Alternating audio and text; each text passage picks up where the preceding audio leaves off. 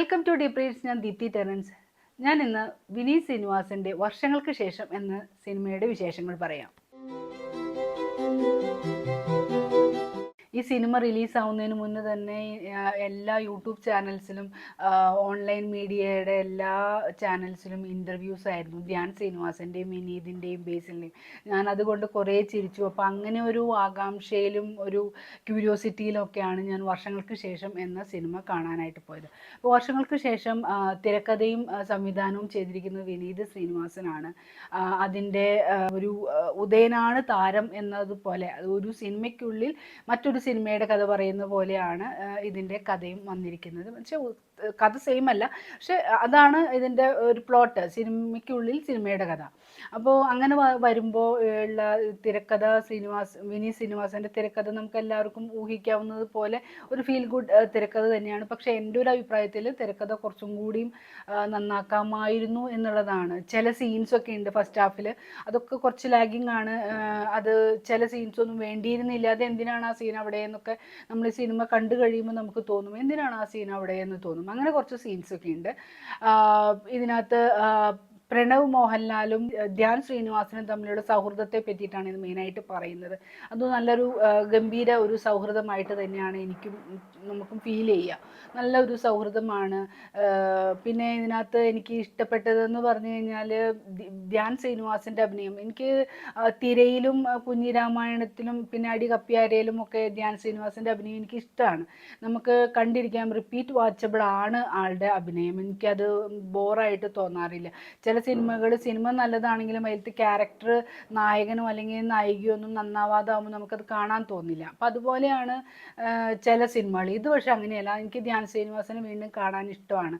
ഭയങ്കര പെർഫോമൻസ് എന്നല്ല, പക്ഷെ എനിക്ക് ഇഷ്ടമാണ് ആളെ കാണാനായിട്ട്. അപ്പോൾ പിന്നെ പ്രണവ് മോഹൻലാലിനെ എന്ന് പറയുമ്പോൾ എനിക്ക് അത്ര വലിയ ഒരു ഇഷ്ടമുള്ള ഒരു ആക്ടറല്ല. കാരണം അദ്ദേഹത്തിൻ്റെ ഡയലോഗ് പ്രസൻറ്റേഷൻ, അത് ദുൽഖർ സൽമാനും ഉണ്ട്. അവരുടെ ഡയലോഗ് സ്ലാങ് പറയുന്നതിൽ വളരെ ഒരു തമിഴ് ചൊവ്വയോ അല്ലെങ്കിൽ ഒരു ഇംഗ്ലീഷ് ചൊവ്വയൊക്കെ, ദുൽഖറിന് ഇംഗ്ലീഷാണ് കൂടുതൽ വരുന്നത്. അങ്ങനെ വരുന്ന അവരുടെ ആ ഒരു ഡയലോഗ് പ്രസൻറ്റേഷൻ എനിക്ക് തീരെ ഇഷ്ടാവാറില്ല. അത് ഉണ്ട്. പക്ഷേ ദുൽഖർ ഇപ്പോൾ എന്താണ് കുറേയൊക്കെ അഭിനയിച്ച് ഒരു ഇത്തിരിയൊക്കെ മെച്ചം വന്നിട്ടുണ്ട് എന്നല്ലാലും പ്രണവിൻ്റെ ഇപ്പോൾ ഹൃദയത്തിലായാലും ഇതിലായാലും ഡയലോഗ് പ്രസൻറ്റേഷൻ വളരെ മോശമാണ്. പക്ഷേ എന്നാലും അദ്ദേഹം നന്നായിട്ട് എന്താ പറയുക ഇമ്പ്രൂവ് ചെയ്തിട്ടുണ്ട് എന്നുള്ളത് തന്നെയാണ് എനിക്ക് തോന്നുന്നത്. ഹൃദയം എനിക്ക് ഇഷ്ടപ്പെടാത്ത ഒരു മൂവിയാണ്. എനിക്ക് അത് വലിയ താല്പര്യമില്ലാത്ത സിനിമയാണ്. പക്ഷേ എനിക്ക് എന്നാൽ വിനീത് ശ്രീനിവാസൻ്റെ മലർവാടി ആയാലും തട്ടത്തിൻ മറയത്തായാലും എനിക്കത് വീണ്ടും ഞാൻ റിപ്പീറ്റ് വാച്ചബിൾ ആണ്. ഞാൻ എപ്പോഴും എനിക്ക് കാണാൻ തോന്നുന്ന ഒരു സിനിമയാണ് മലർവാടി ആയാലും തട്ടത്തിൻ മറയത്തായാലും. വടക്കൻ സെൽഫിയൊക്കെ ഞങ്ങൾ ഇടയ്ക്കിടയ്ക്ക് കാണുന്ന ഒരു ഇതാണ്. അപ്പോൾ ആ ഒരു ഹൃദയം എനിക്ക് ഇഷ്ടാവാതിരിക്കുന്നതിൻ്റെ ഒരു കാരണം ഈ പ്രണവ് മോഹൻലാലിൻ്റെ ആ ഒരു ആക്ടിങ് നല്ലതല്ലാത്തത് കൊണ്ടാണ്.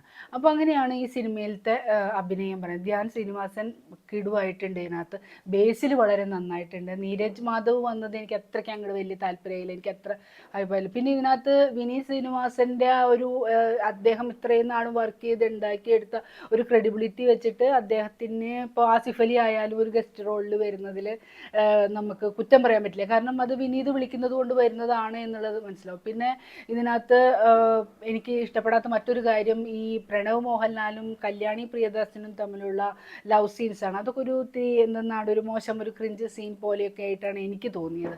അതങ്ങോട്ട് വർക്കായില്ല. പിന്നെ അതുപോലെ പ്രണവ് മോഹൻലാലും ഈ കല്യാണിയും ഒക്കെ ഇത്തിരി ഏജ്ഡ് ആയിട്ടുള്ള, ഇപ്പോൾ ധ്യാൻ ശ്രീനിവാസൻ ഏജ്ഡ് ആയിട്ടുള്ള സീൻസൊക്കെ വളരെ ഗംഭീരമാണ്. പക്ഷേ ഇവരുടെ രണ്ടുപേരുടെയും വയസ്സായതിൻ്റെ എക്സ്പ്രഷൻസ് ഒന്നും അത്ര അങ്ങോട്ട് എനിക്കിഷ്ടമായില്ല. പിന്നെ ഇതിനകത്ത് ഏറ്റവും കിടുവായിട്ടുള്ളത് നമ്മുടെ നിവിൻ പോളിയാണ്. നിവിൻ പോളിനെ ഞാൻ കൈയടിച്ച് പ്രോത്സാഹിപ്പിക്കുന്ന ഒരു നടനാണ്. എനിക്ക് ഒരുപാട് ഇഷ്ടമുള്ള ഒരു നടനാണ് നിവിൻ പോളി. അപ്പോൾ നിവിൻ പോളിനെ എനിക്ക് ഒരുപാട് ഇഷ്ടമുള്ളൊരു നടനാണ്. അപ്പോൾ അങ്ങനെ വരുമ്പോൾ ഇതിനകത്ത് ആ സെക്കൻഡ് ഹാഫിൽ എന്താ പറയുക, ഫസ്റ്റ് ഹാഫ് നമുക്കൊരു ഇത്തിരി മെലോ ഡ്രാമയും ഇത്തിരി ക്ലീഷേ സീൻസും കാര്യങ്ങളൊക്കെ ആയിട്ട് ഇങ്ങനെ നമ്മളിങ്ങനെ ഒരു ഇത്തിരി ഒന്ന് നമ്മൾ ഇങ്ങനെ നമ്മളൊന്ന് ഇത്തിരി ഡള്ളായിട്ട് വരുന്ന സമയത്ത് സെക്കൻഡ് ഹാഫിൽ നിവിൻ പോളി വന്നിട്ട് അയാളുടെ നെപ്പോട്ടിസത്തിൻ്റെ ടോക്കും നിങ്ങളതൊക്കെ കണ്ടിട്ടുണ്ടോ? അപ്പോൾ അതിനെ പോലെയൊക്കെ പറഞ്ഞ് ആ സീനൊക്കെ നന്നായിട്ട് ഹൈപ്പ് കൊണ്ടുവന്ന, സെക്കൻഡ് ഹാഫിൽ നല്ലൊരു ഹൈപ്പ് കൊണ്ടുവന്നതൊക്കെ ഈ നിവിൻ പോളി വളരെ മനോഹരമായിട്ട് ചെയ്യുന്നുണ്ട്. ആളുടെ കോമഡി ടൈമിംഗ് ഒക്കെ മനോഹരമാണ്. അപ്പോൾ എനിക്ക് സെക്കൻഡ് ഹാഫാണ് കുറച്ചും കൂടിയും ഇഷ്ടപ്പെട്ടത്.